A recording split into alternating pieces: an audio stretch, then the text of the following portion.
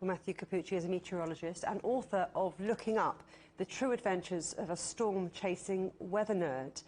Well, good to see you again. Now, if you are a storm-chasing weather nerd, would you go out in this?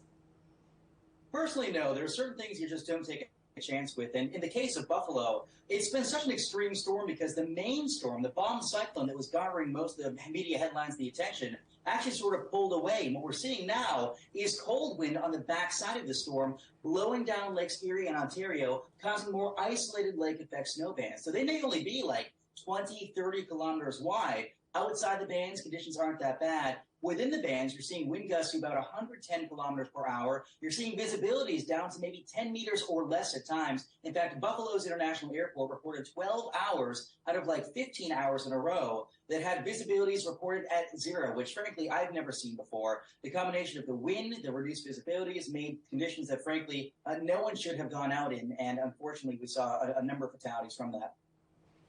How cold is it going to get, and how critical is this situation, not just in Buffalo, but beyond?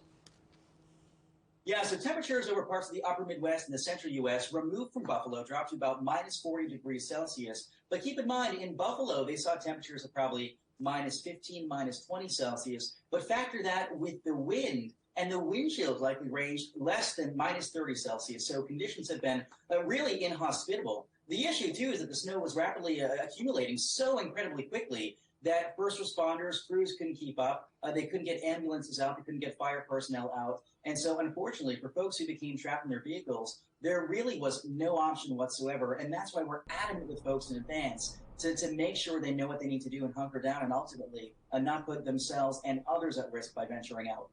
Bomb cyclones like this have happened before, but the extent of this, the extremity of it is pretty unusual. Would you say that, or is this something that we can expect at this time of year?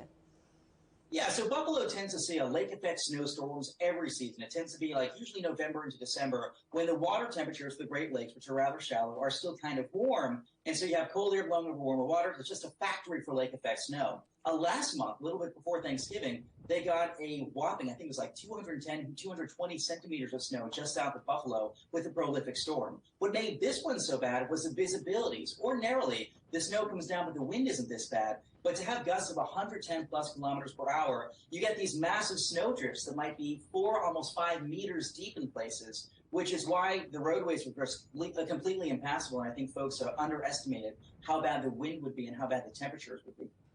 You mentioned ordinary people, first responders, firefighters, all really struggling and not, playing catch-up now. I mean, if climate change means that we maybe can expect more and more intense weather events, what do we need to know? How can people like you and me better prepare? Yeah, so when it comes to climate change, I'd say this event likely not very timed to climate change, at least on what we call the synoptic level or the broad level. We tend to see bomb cyclones every year, especially in the eastern United States, not quite as often over the Great Lakes, but there's not much research to suggest that storms like this would be becoming more frequent due to climate change. However, on the mesoscale level, so the more localized level, like we're talking about with Buffalo, Hamburg, New York, up towards Watertown for these Great Lakes lake effect snow events, there is some research to suggest that warming waters in the Great Lakes are fluxing more moisture into the air, allowing less ice to form in the lakes and allowing these events, these lake effect snow events, to become more intense. So there may be a connection there. As for preparation, honestly, it's just about listening to weather forecasts. I'm biased as a TV meteorologist, someone who's always trying to get the word out.